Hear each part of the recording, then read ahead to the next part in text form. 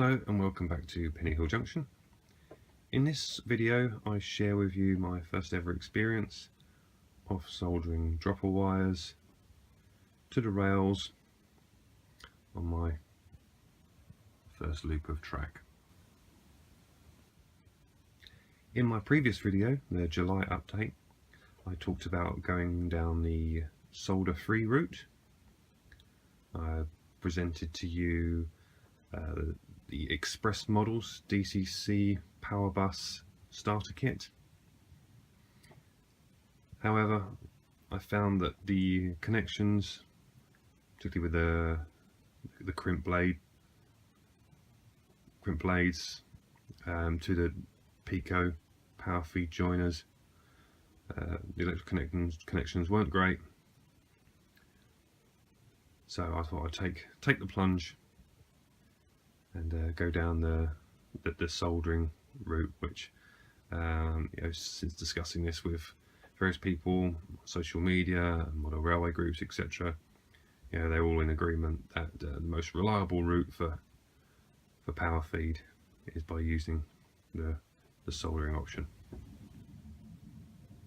So in preparation for this next task, I have purchased the following. You can see in front of you here, I have purchased the Gauge Master GM661 soldering station. I bought this direct from Gauge Master for a little under £30. I think it was £29.95 plus a couple of pound postage. An expensive iron. I guess you could probably get something from Maplin for probably £10 to £15, but I do like the look of this. It comes with a station and a holder. It's got variable temperatures, and same from a reputable manufacturer. So I'm confident that I'll get many years of good use out of this item. In addition to that, I have of course purchased some solder. So this has come from Maplin.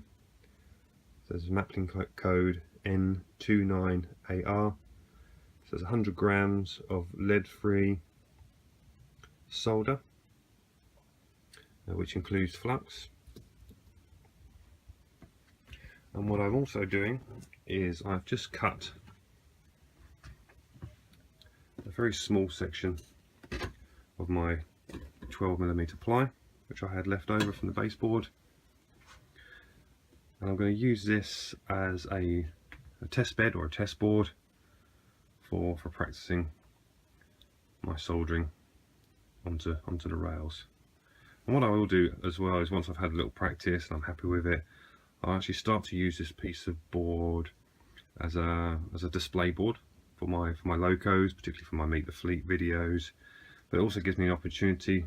I'm probably going to put 2 tracks on here, so I could potentially have 2 locos on display, but also give me an opportunity to practice not only the soldering of the dropper wires, but ballasting, and then each side of the ballast shoulder probably have a little crack at some static grass as well. So I'm using this as a bit of a sort of test bed to sort of practice the various skills which I'm yet to attempt. Okay, so I'm very keen on this practice board to replicate the actual layout. So what I've done is I've cut a section of cork.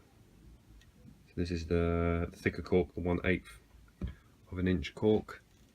So I've cut that to size, which currently covers the whole board.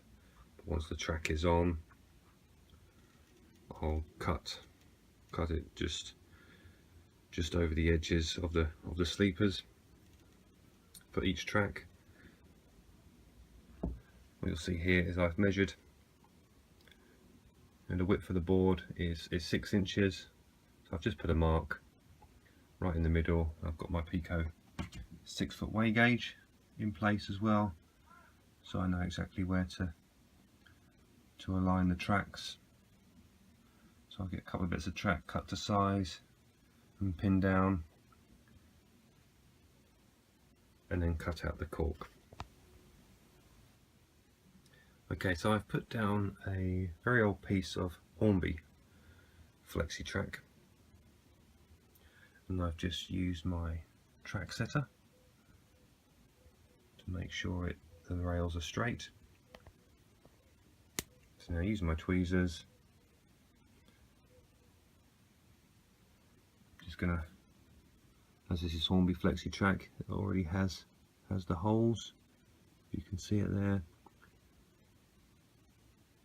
I'm just going to nail down the track pins, get the track secure, and then cut to size. Okay, so both sections of track are now down, and the cork underlay has been cut to the sleeper edges. And again, just taking 6-foot weigh gauge. Distance is nice and even throughout. So I've only pinned the track down in 3 places at the moment, at the ends and 1 in the middle. So now I'm happy with how it is currently.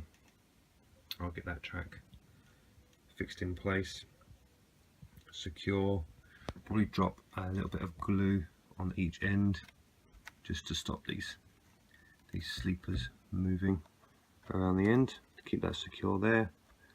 Probably worse so on this section here, as the track pin is several sleepers back. So once that's secure and in place, then I'll make a start on drilling the holes for the dropper wires. Right, okay, so I'm going to position the dropper wires in the middle of this practice board. You'll see I've marked out in black exactly the positions between the sleepers where I'm going to drill the holes through the cork and the baseboard. So I've got my drill here with a 2mm drill bit. So I'm going to have an attempt at doing this one-handed with the camera in the other hand. You'll see I've raised the board up on a couple of blocks so I didn't end up putting the drill through my cutting mat. But we'll see how this goes. Could potentially end up in disaster if this suddenly tilts, but let's give it a go.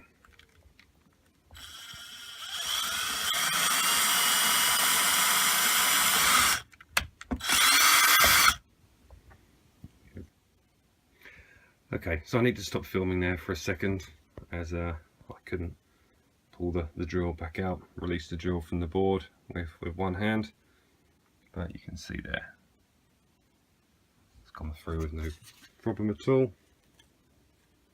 Here it comes through the other end. So now I'll continue to do the rest of the holes and then come back and have an attempt at soldering the dropper wires. Okay, so the first bit of cable has now been cut to length, and if you can make it out there, but I've just tinned that end. That's the end that's going to be connected to the rail. So I've tinned that lightly with a bit of solder, and now I'm going to feed it through the hole and have a go at connecting to the rail. Unfortunately, I don't have a third hand, so I've literally just improvised using a bit of masking tape there, and unfortunately I don't have a tripod or a stand for my iPhone camera, so unfortunately I have to keep pausing or stopping the filming and returning to the video after I've actually completed the task. Okay, so next time join me in just a moment when hopefully we'll have the first wire connected to the rail. Okay, and the first track is now complete. Try and remain in focus there. So that was my first attempt, not extremely tidy, and you can see I'll just point this out here. Where are we?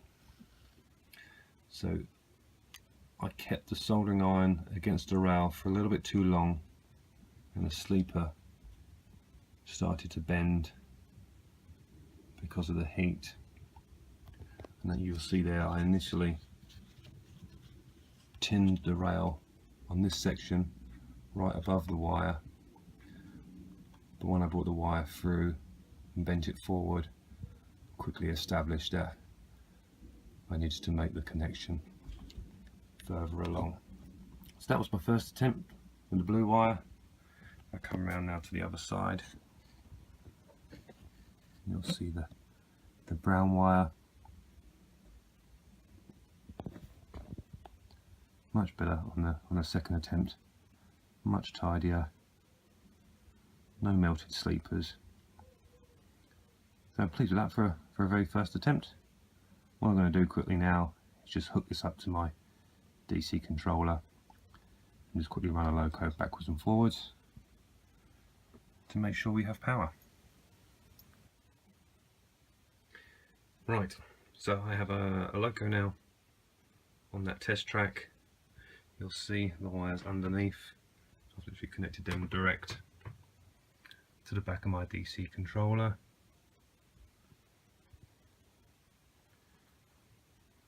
If I move these forward,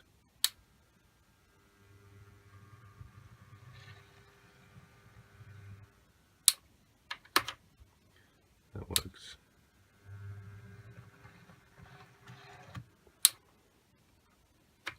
And we have power. Or not.